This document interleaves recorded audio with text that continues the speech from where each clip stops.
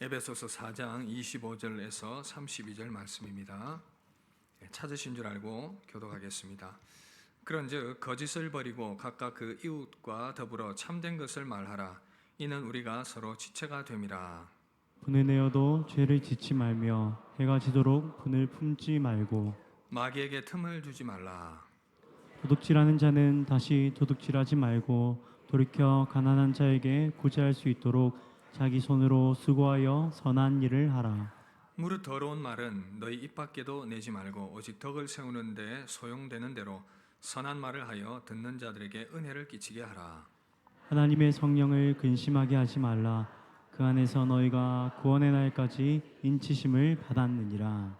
너희는 모든 악독과 노함과 분냄과 떠드는 것과 비방하는 것을 모든 악의와 함께 버리고 서로 친절하게 하며 불쌍히 여기며 서로 용서하기를 하나님이 그리스도 안에서 너희를 용서하심과 같이 하라. 아멘. 우리는 계속해서 에베소서 말씀을 보고 있습니다. 오늘은 새 사람의 변화된 모습이라는 제목으로 주님의 음성 듣도록 하겠습니다. 기독교 신앙의 가장 위대한 능력은 바로 사람을 새롭게 변화시키는 데 있습니다. 그런데 그 변화는 내면의 변화를 말하는 것입니다. 우리가 흔히들 새로운 옷을 입고 깔끔한 옷을 차려입고 외모를 단정하게 해서 사람들 앞에 서면 사람들이 그런 칭찬의 말을 하지 않습니까? 와, 새신랑 같네, 뭐 공주님 같네, 너무 예쁘다고 그런 칭찬들, 멋쟁이라는 말들을 많이 합니다. 사람들 앞에서 깔끔한 외모를 가지는 것, 좋은 옷을 입는 것 참 중요합니다. 나뿐 아니라 다른 사람들에게 좋은 이미지를 가지기 때문에 외모를 잘 가꾸는 것은 중요합니다. 그런데 잠시 새로운 기분이 드는 이 새 옷과 외모의 변화가 있다고 해서 그 사람이 진짜 바뀐 것은 아니죠. 진정한 변화는 이 내면의 변화가 이루어질 때 가능한 것입니다. 그 내면의 변화는 또한 새로운 온전한 자아를 가지게 될 때에 자아를 가지는 것을 말하는 것이죠.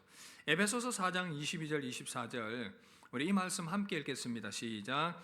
너희는 유혹의 욕심을 따라 썩어져가는 구습을 따르는 옛사람을 벗어버리고 오직 너희 심령이 새롭게 되어 하나님을 따라 의와 진리의 거룩함으로 지으심을 받은 새 사람을 입으라.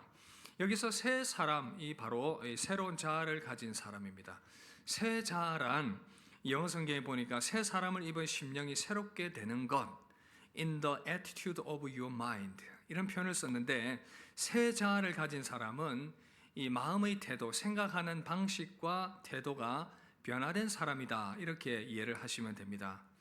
그래서 오늘 말씀에서는 이제 예수님을 믿어서 이렇게 새롭게 된 사람은 어떤 변화된 삶을 살아가는지를 말씀을 해주고 있습니다. 새 사람은 어떤 사람입니까?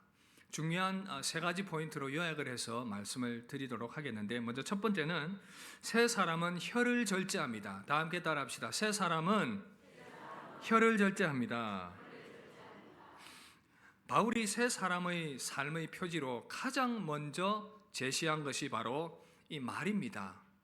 이 말은 이 불씨 같아서 누가 잘못 이렇게 붙이게 되면 걷잡을 수가 없이 퍼져나가게 됩니다. 교회가 당하는 가장 큰 어려움, 원인이 뭐냐라고 했을 때 이 바로 말입니다. 말로서 마귀가 장난을 치는 것이죠. 지난 11월 20일 뉴스에 한 기사가 나왔습니다. 아내와 함께 아파트를 거닐던 산책하던 70대 노인이 갑자기 위에서 떨어진 돌에 맞아서 사망하는 그런 사고가 일어났습니다. 알고 보니까 같은 단지에 살고 있는 10대 이 초등학생 아이가 바깥 이 복도를 고정시키는 그 복도문에 고정시키는 돌을 들어가지고 밖으로 던지는 바람에 그 돌에 우연히 맞아서 지나가던 사람이 돌에 맞아 죽게 되는 이런 비극적인 안타까운 일이 일어났습니다. 말도 이와 유사합니다. 아이가 돌을 던질 때 이 돌을 혹시 맞으면 사람이 죽을까 그런 생각 전혀 하지 않았습니다. 무심코 던진 말이 그럴 수 있습니다. 사람이 죽습니다. 카드라 한마디로 한 사람의 영혼과 삶이 파괴가 되는 것이죠. 새치혀가 사람의 영혼을 죽이기도 하고 살리기도 합니다. 사람들은 이 혀가 얼마나 엄청난 파괴력을 가진 기관인지 잘 모릅니다.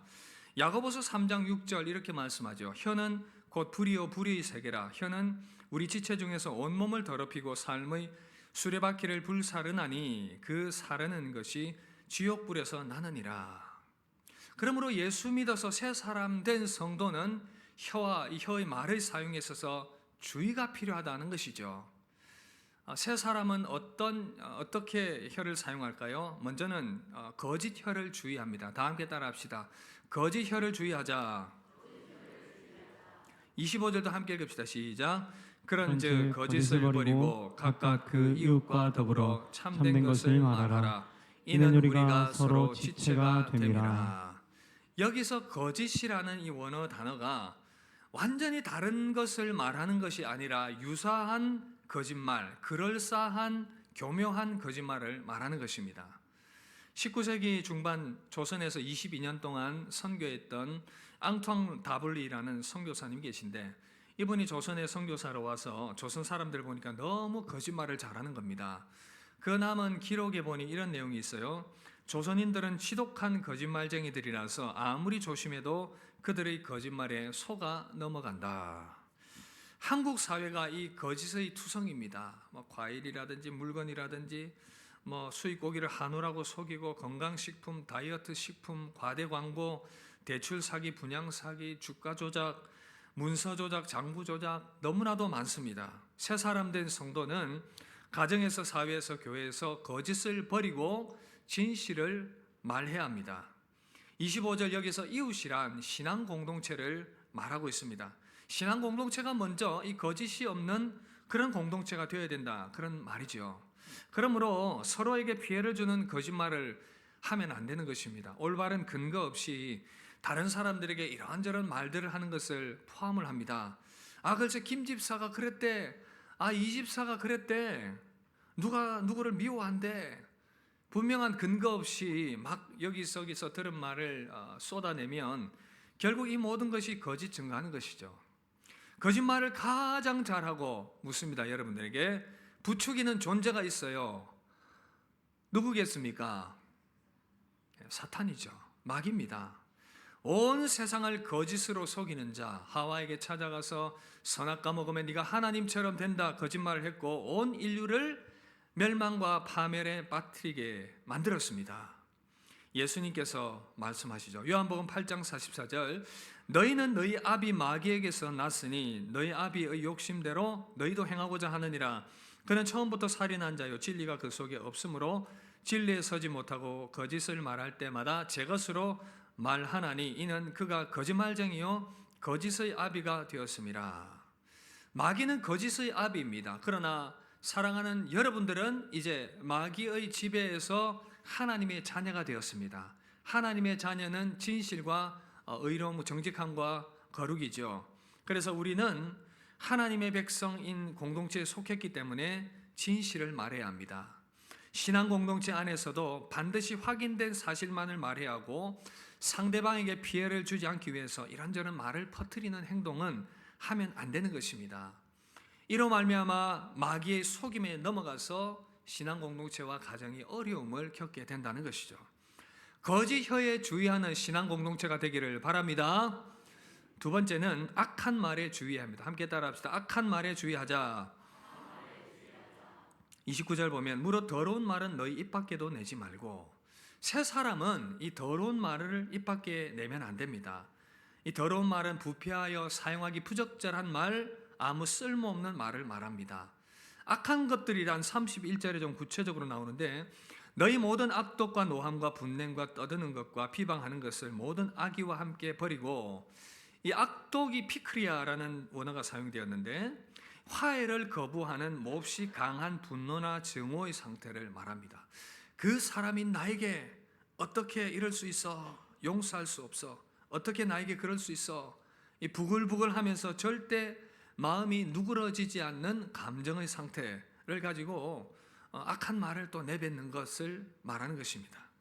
노함과 분냄, 격하게 끓어오르는 분노의 마음의 상태, 상대방을 향해서 이 소리를 지르거나 악담을 하거나 욕을 퍼붓는 것을 말합니다. 이런 행위를 통해서 상대방은 큰 상처를 입게 되는 것이죠.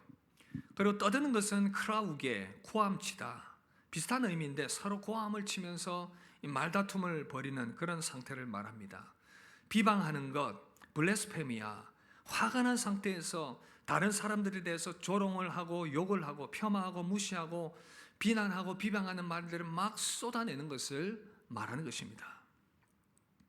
자신의 믿음이 성숙하고 새 사람으로 변화하고 있다는 가장 중요한 표지 중에 하나가 무엇일까요? 바로 말입니다.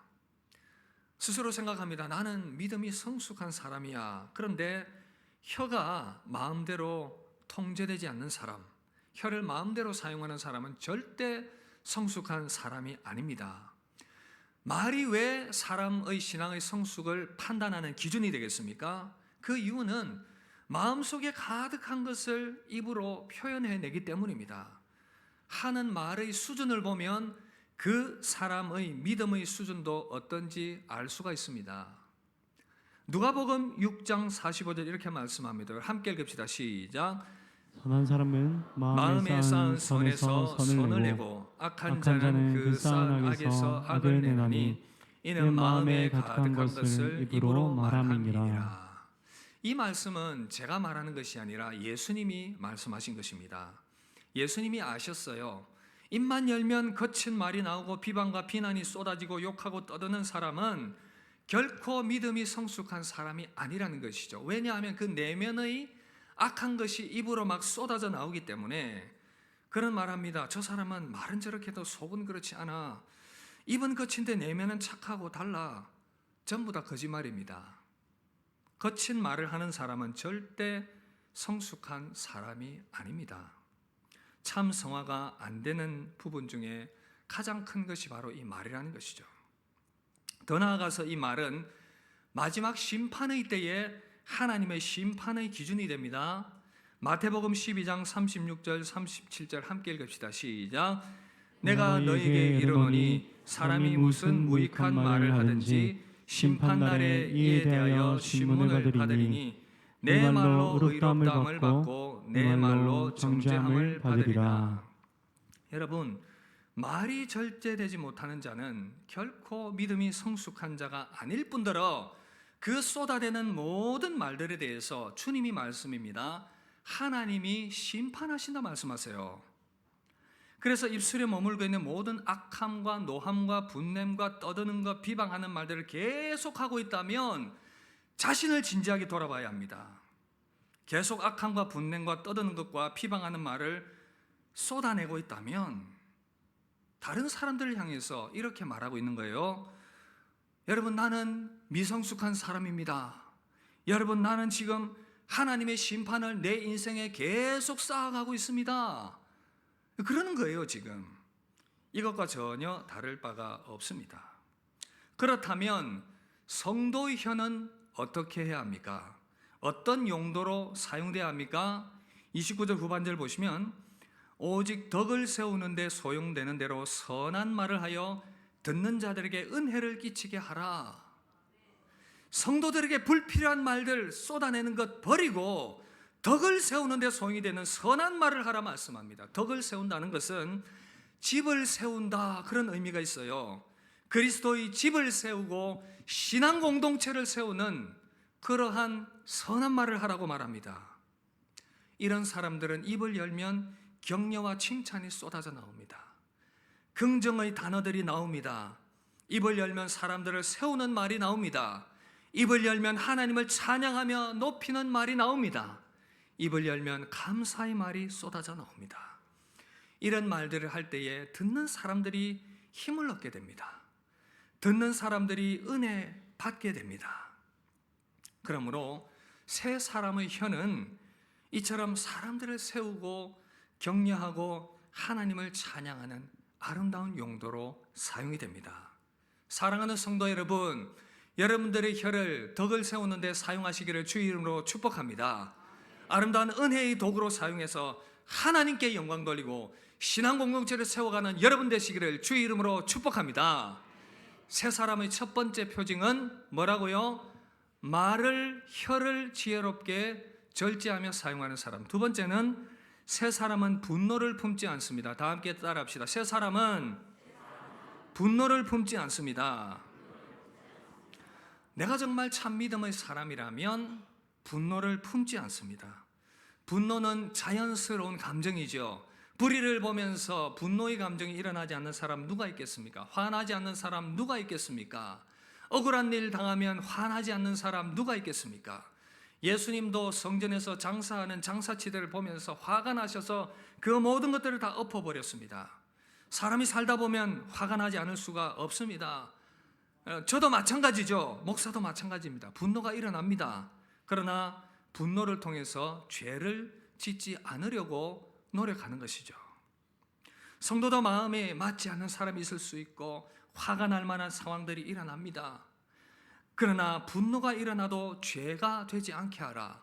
어떤 의미일까요? 4장 26절 27절 보시면 분을 내어도 죄를 짓지 말며 해가 지도록 분을 품지 말고 마귀에게 틈을 두지 말라. 분노는 누구에게 일어날 수 있지만 어떻게 처리하느냐? 먼저는 이 분노를 끝까지 끌어올려서 화나는 감정을 마음껏 분출하는 거, 이건 아닙니다. 이건 죄가 되는 거예요. 그리고 또 해가 지도록 분을 품어서는 안 된다. 계속 분을 품고 있으면 안 된다. 그러면 이것이 죄로 발전하게 된다. 그런 의미입니다. 26절 분을 내어도 해가 지도록 분을 품지 말고, 분을 품기 시작하면 이 분이 눈덩이처럼 내 안에서 커져가서 도저히 감당할 수 없는 상태가 되어버립니다. 잠을 자면서도 생각합니다. 이 해가 지도록 분을 품지 말라 그랬는데 분을 품고 잠들면 잠들기 전에 저 인간이 내가 얼마나 우습게 보였으면 저런 말과 행동을 할까? 내가 저렇게 행동한 건 내가 도저히 참을 수 없어. 그렇게 이 악한 마음들이 막 생겨나다 보면 온갖 이 악한 마음이 생기고 침상에 누워서도 온갖 상상이 내 머리를 맴돌게 됩니다. 그 사람의 이 머릿속으로 그 사람의 뺨을 때렸다가 욕을 했다가 머리채를 잡고 흔들었다가 발로 찼다가 온갖 일들이 침상 안에서 일어나게 됩니다. 분노를 품으면 시험에 들게 되고 상대방을 해하려는 발전된 모습으로 죄로 나아가게 됩니다. 분을 계속 품으면 어떤 문제 발생하죠? 마귀가 틈을 탄다는 겁니다. 27절 마귀에게 틈을 주지 말라. 분노는 마귀가 비집고 들어가기에 너무나도 좋은 환경입니다. 지저분한 환경에 온갖 병균들이 들끓습니다. 음식 찌꺼기가 있는 곳에 구더기도 있고 더러운 곳에 쥐도 있고 기생충들이 가득합니다. 마찬가지로 마귀는 분을 품고 있는 개인과 분을 품고 있는 분노하는 공동체에 파고듭니다. 틈을 타고 들어오는 것이죠.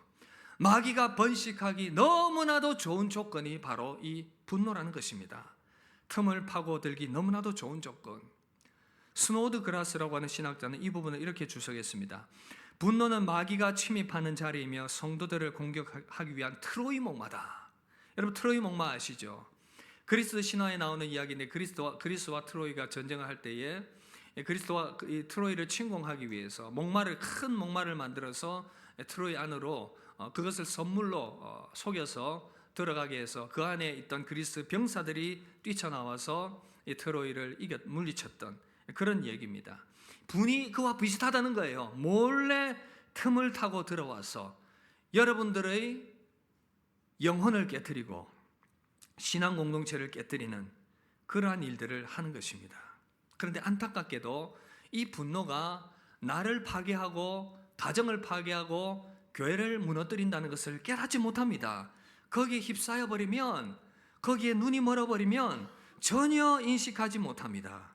그래서 이것이 위험하다는 거예요. 그러므로 분을 낼 상황이 되더라도 그 분을 품고 있지 말고 버리라는 의미입니다. 왜냐하면 이 분노를 안고 있는 것은 이 불덩이를 내가 품고 있는 것과 똑같다는 겁니다. 그러면 어떻게 이 분을 풀 수가 있겠습니까? 시편 37편 시가 도움이 되는데 이 시는 다윗의 시입니다. 다윗은 주변에서 온갖 거짓을 말하며 공경에 빠뜨리고 위협하는 사람들로부터 공격을 받습니다. 이것이 다윗을 분노하게 만들었죠. 다윗은 이로 말미암아 분노가 일어났습니다. 그러나 스스로에게 그렇게 말합니다. 37편 1절 악을 행하는 자 때문에 불평하지 말며 불의를 행하는 자들을 시기하지 말지어다. 불평하지 말며 이 원어적 의미가 불타오르다, 불붙다. 내면에 다윗은 이 극심한 분노로 타올랐습니다. 분노에 사로잡힌 상태가 되어버렸습니다. 그러나 그것 때문에 불평하지 말라. 이 악인 때문에 너무 그렇게 불타오르지 말라 스스로를 그렇게 권면하면서 어떻게 하라고 얘기합니까? 분노를 풀기 위한 구체적인 방법을 제시하는데 시편 37편 7절에서 10절 우리 이 말씀을 함께 읽도록 하겠습니다. 시작. 여호와 앞에 잠잠하고 참고 기다리라. 분을 그치고 노를 버리며 불평하지 말라. 오히려 악을 만들 뿐이라. 진실로 악을 행하는 자들은 끊어질 것이나 여호와를 소망하는 자들은 땅을 차지하리로다. 잠시 후에는 악인이 없어지리니 내가 그곳을 자세히 살필지라도 없으리로다. 분노를 푸는 구체적인 방법 두 가지를 말하고 있는데 먼저 불평하지 말고 참고 기다리라 말씀합니다. 함께 따라합시다. 참고 기다립시다. 분노가 일어나도 하나님 앞에서 온갖 고통을 참고 인내하듯이 참아 기다리라고 합니다. 이것을 계속하면 오히려 악을 만들 뿐이기 때문에 인내하고 기다리라 말씀합니다. 기다려야 할 이유가 무엇입니까? 악을 행하는 자들은 속히 배임을 당하기 때문이죠. 시편 37편 2절 그들은 풀과 같이 속히 배임을 당할 것이며 푸른 채소같이 쇠잔할 것이미로다. 악인이 꺾이고 배임을 당할 것이기 때문에 인내하고 기다리라 말씀합니다. 여러분 마음 가운데 누구를 향하여 분노하고 있습니까? 인내하시기를 바랍니다. 두 번째는 원수 갚는 것을 하나님께 맡겨야 합니다. 다 함께 따라합시다. 하나님께 맡깁시다. 보통은 분노일이 있으면 스스로 무언가를 해결하려고 합니다. 그렇게 하다 보면 굉장히 많은 부작용들이 일어납니다. 자기 자신이 괴물이 되어버립니다. 망쳐버립니다. 그러나 성도는 하나님께 맡겨야 합니다. 비록 그것이 수동적인 것 같고 무기력해 보일지라도 맡기면 하나님께서 일하시는 것입니다. 로마서 12장 19절 이렇게 말씀합니다. 함께 읽읍시다. 시작. 내 사랑하는 자들아 너희가 친히 원수 갚지 말고 하나님의 진노하심에 맡기라. 기록되었으되 원수 갚는 것이 내게 있으니 내가 갚으리라고 주께서 말씀하시니라. 여러분 분노가 일어납니까? 하나님께 맡기시길 바랍니다. 하나님께 맡길 때 어떤 일이 일어납니까? 하나님께서 친히 일하신다 말씀하십니다. 또한 하나님께 맡길 때에 성도의 심령이 평강 가운데 거하게 됩니다. 시편 4편 4절에서 6절 함께 봅시다. 시작. 내가 평안히 눕고 자기도 하리니 나를 안전하게 살게 하시는 이는 여호와시니라. 하나님께 맡겼더니 성도의 심령 가운데 평강이 임하게 되었습니다. 하나님께서 친히 이루실 것을 일하실 것을 믿으니 분노 가운데서도 성도의 심령에 평강이 임하게 되는 것입니다. 그러다 보니 분노도 사라지게 되고 하나님을 신뢰하게 되고 하나님을 찬송할 수 있게 되는 것입니다. 다윗의 시의 대부분이 그렇습니다. 억울함과 분노 가운데 하나님께 기도로 나아갔는데 성전에서 하나님께서 위로하시는 그 위로를 체험하고는 오히려 하나님을 찬송하며 평강이 임하게 되는, 여러분들에게도 그 은혜가 임하게 되길 바랍니다. 분노를 품지 말고 하나님께 맡겨서 하나님의 평강을 누리게 되는 여러분들 되시기를 주 이름으로 축복합니다. 이렇게 세 사람은 분노를 품지 않습니다. 세 번째는 세 사람은 용서를 실천합니다.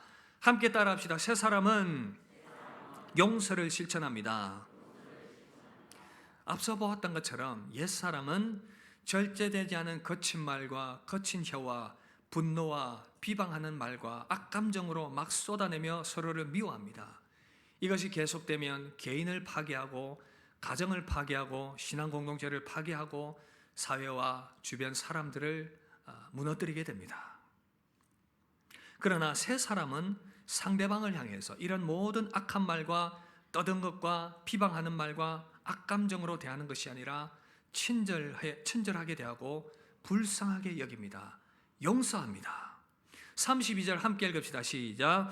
서로를 친절하게 하며 불쌍히 여기며 서로 용서하기를 하나님이 그리스도 안에서 너희를 용서하심과 같이 하라.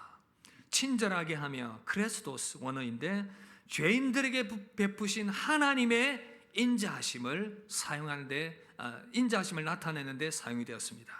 불쌍히 여기며 유스 플랑크노스, 마음 깊은 곳에서부터 불쌍히 여기면서 상대에 대한 배려와 동정심을 가지는 마음의 상태입니다. 서로 용서하라, 카리조메노이, 은혜를 뜻하는 의미로 사용이 되었습니다.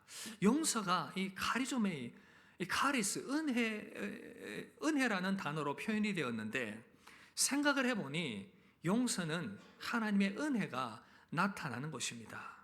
하나님의 은혜로 말미암아 우리가 용서함을 받았습니다. 친절하게 하고 인자하게 하고 불쌍히 여기는 마음, 용서를 실천하라, 그렇게 말했는데, 여러분들에게 묻습니다. 이것이 맨정신으로 가능합니까? 맨정신으로 불가능합니다. 어떻게 우리를 향해서, 악을 행하는 사람들을 향해서 친절하게 하고 인자하게 하고 불쌍히 여기며 용서할 수 있습니까? 절대 불가능합니다. 우리의 본성은 이겁니다. 옳고 그름 따져야 되고, 잘못한 것에 대해서 정죄해야 하고, 벌 받을 일에 대해서는 처벌해야 한다는 이 생각이 일반적입니다. 떠나지 않습니다. 절대 우리는 용서할 수 없고 용납할 수 없습니다. 예수님께서 어느 날 말씀하셨죠. 얘들아, 너희들 용서를 실천해라. 누가 너에게 잘못하고 용서를 구하면 70번씩 7번이라도 용서해라. 그렇게 말씀하니까 제자들이 솔직하게 말합니다. 예수님, 우리 안 됩니다. 그러면서 17장 5절, 사도들이 주께 여짜오되 우리에게 믿음을 더하소서, 우리에게 믿음을 더하소서. 옛 본성으로는 결코 상대를 향해서 인자하게 여기고 불쌍하게 여길 수 없고 용서할 수 없기 때문에 우리에게 믿음을 더하소서. 제자들도 그렇게 기도하고 있습니다. 그러면 우리는 어떻게 서로를 향해서 인자하게 하고 불쌍하게 여기며 용서를 실천할 수가 있겠습니까? 42절 후반절 보시면 우리 함께 읽읍시다. 이 부분 시작. 하나님이 그리스도 안에서 너희를 용서하심과 같이 하라. 여기에 답이 있습니다. 하나님이 그리스도 안에서 너희를 용서하심과 같이 하라. 우리 힘으로 절대 안 됩니다. 바울이 왜 이 말 하겠습니까? 자기가 그리스도의 용서의 은혜와 사랑을 깊이 경험했기 때문입니다. 그 누구보다도 자기는 예수님을 박해한 사람입니다. 앞장섰습니다. 앞장서서 교회를 진멸했습니다. 예수 믿는 사람들을 잡아서 옥에 가두었습니다. 그들을 죽였습니다. 죄인 중에 괴수였습니다. 만삭되지 못한 자와 같다 스스로 고백했습니다. 교만한 자이고 악한 자였습니다. 그런데 한없으신 하나님의 인자와 사랑과 긍휼히 여기심이 그에게 임했습니다. 바울은 생각할 때마다 이해할 수가 없었습니다.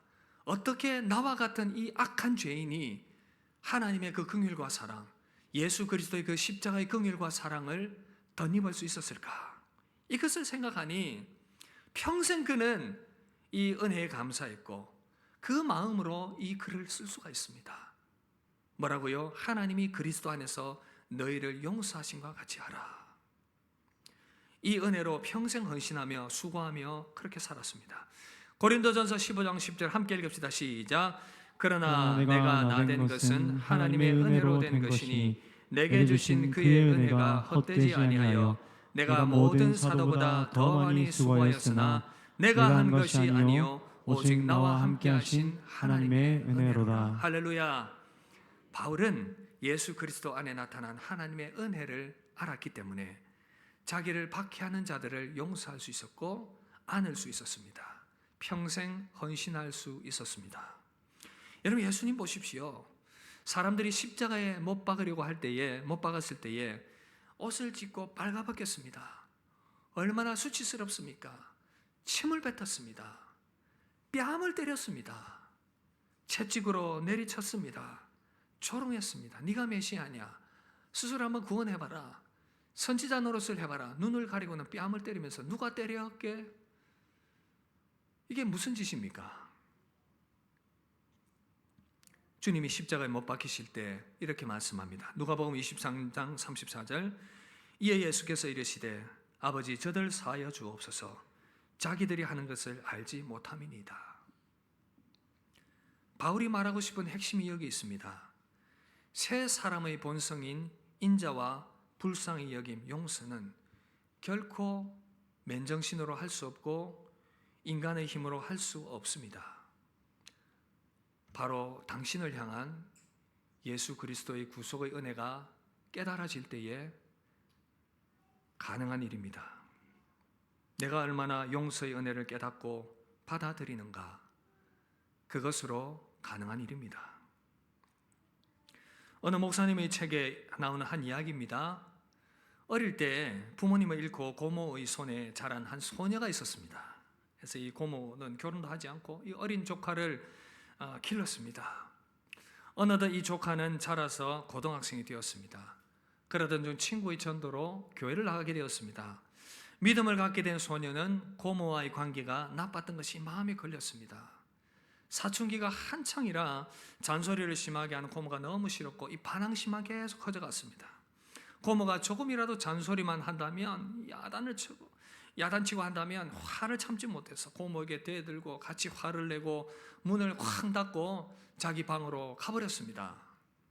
그러던 어느 날 예배 중에 목사님의 설교에 큰 은혜를 받았습니다. 예수님의 십자가의 용서와 사랑이 가슴에 크게 와닿았습니다. 그 예수님께서 자기 안에 거하신다는 이 사실에 감격했습니다. 갈라디아서 2장 20절, 이제는 내가 사는 것이 아니 오직 내 안에 그리스도께서 사시는 것이라. 예수님의 십자가의 사랑이 마음에 크게 느껴지자 하나님의 은혜와 사랑이 너무 감사했습니다. 드디어 예배를 마치고 집으로 돌아와서 막상 현관 앞에 딱 섰는데 자신이 없어졌습니다. 문을 열고 들어가면 또 고모가 나를 야단칠 것이고 또 대판 싸움이 일어나게 될 텐데 문을 잡고 기도했습니다. 하나님 고모와 싸우지 않게 해주십시오. 그렇게 문을 열고 들어갔는데 아니나 다를까 고모가 또 소리를 치며 야단을 칩니다. 너 교회 갔었지? 이렇게 무섭게 야단을 치면서 막 쏘아붙이는데 여러분, 그런데 이상한 일이 일어났습니다. 소녀의 눈에 야단치던 그 고모의 무서운 얼굴 안 보이고 어느새 주름지고 흰머리가 난 늙은 고모의 모습이 눈에 들어옵니다. 조카들 때문에 결혼도 못하고 쓸쓸히 늙어가고 지치고 여인 고모의 모습을 보면서 소녀는 너무나도 마음이 아파서 고모를 와락 끌어안았습니다. 여러분, 남편이 그렇게 미워 보이십니까? 남편 머리에 있는 흰머리를 한번 쳐다보십시오. 이마에 있는 주름을 한번 쳐다보십시오. 아내가 그렇게 미워 보입니까? 아내의 얼굴에 있는 주름을 보시고 그 낡은 옷을 보십시오. 그리고 소녀가 말합니다. 고모, 얼굴이 왜 이렇게 주름이 많아? 언제 이렇게 흰머리가 났어? 고모, 우리 때문에 이렇게 늙어버렸어. 어린 조카가 자신을 끌어안고 펑펑 울기 시작하자 고모의 가슴도 갑자기 뜨거워졌습니다. 평생 조카들을 위해서 자기 인생을 포기하면서 살아온 고모에게 얼마나 많은 이 슬픔과 한이 있었겠습니까? 그런데 조카가 그렇게 자기의 품에 파고 들어와서 끌어안고 엉엉 울자 고모의 가슴에 엉어리진 것들도 다 풀어져 떨어져 나가버렸습니다. 그날 교회에서 예수님께서 이 고모를 만나 주셨고 고모 역시 예수님을 영접하고 교회로 나오기 시작했습니다. 사랑하는 성도 여러분, 이 소녀의 마음에 그리스도 용서의 사랑이 깊이 새겨졌습니다. 부활하신 그리스도께서 성령으로 그 안에 계시고 능력으로 역사하시니 바로 인자한 마음, 불쌍히 여기는 마음으로 가득 채워졌습니다. 용서의 마음으로 가득 채워졌습니다. 여러분, 이것이 답입니다. 우리 신앙은 율법 조문을 지키는 것이 아니라 하나님의 영의 역사로 말미암아 변화된 새 사람으로 살아가는 삶입니다. 내 힘으로, 교양으로, 도덕으로 결코 친절과 불쌍히 여기는 마음과 용서를 실천할 수 없습니다. 오직 예수 그리스도의 그 크신 은혜와 사랑이 내가 깨달아질 때에 성령께서 내 안에 역사할 때만 가능한 일인 것입니다. 여러분, 가족이 그렇게 밉습니까? 아내와 남편이, 자식이, 시부모가 그렇게 밉습니까? 성도가 그렇게 밉습니까? 악한 말과 악감정과 타오르는 분노로 여전히 가득하십니까? 오늘 함께 예배 드리는 사랑하는 여러분들의 마음에 그리스도의 용서의 은혜가 가득 채워져서 모든 비방하고 비난하고 악감정을 가지고 행하는 그런 옛사람의 모습 사라지고 새 사람의 친절과 불쌍히 여김과 용서의 마음으로 가득 채워지기를 주 예수 이름으로 축복합니다. 우리 함께 찬양합시다. 우리 받은 말씀 생각하며 우리 함께 찬양하며 나아갑시다. 은혜의 힘입니다. 우리 찬양합시다.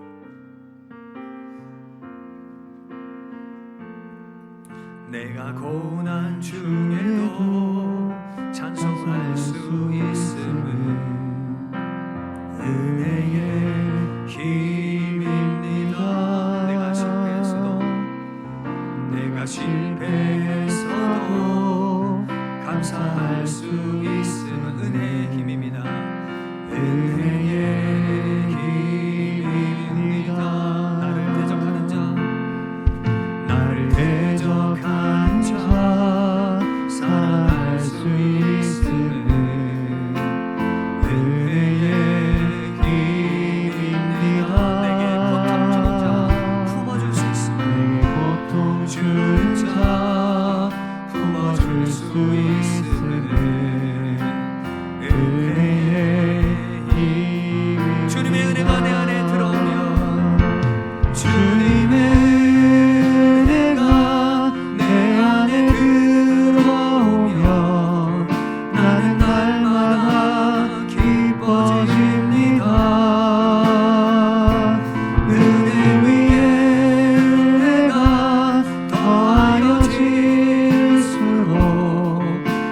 주님만 바라봅니다. 내가 가진 것 없어도 우리 가운데 은혜가 임하면 우리는 행복한 사람입니다. 은혜의 힘입니다. 낮고 천한 나에게 주의 능력이 있으니 은혜의 힘입니다.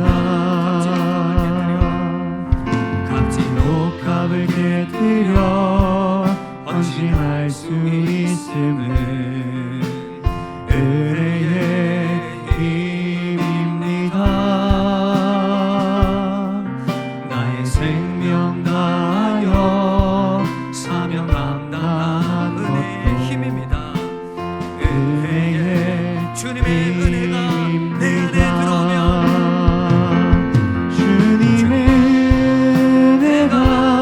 내 안에 들어오면 모든 염려가 사라집니다. 은혜 위에 은혜가 더하여질수록 견디고 이길 힘이 우리 한 번 더 고백합시다. 주님의 은혜가 내 안에 들어오면 주님의 은혜가 내 안에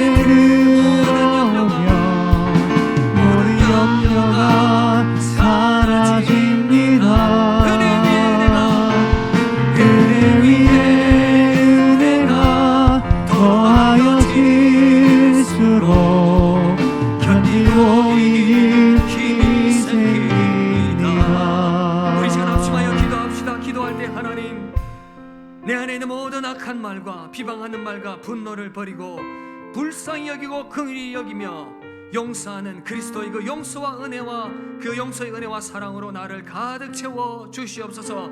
하나님의 은혜로 가득 채워 주옵소서. 나를 용서하신 그 예수 그리스도의 은혜와 사랑으로 가득 채워 주셔서 하나님의 은혜로 이 모든 일들을 실천해 나가는 믿음의 사람 되게 하여 주시옵소서. 우리 합심하여 한번 기도하며 나가도록 하겠습니다. 기도하겠습니다.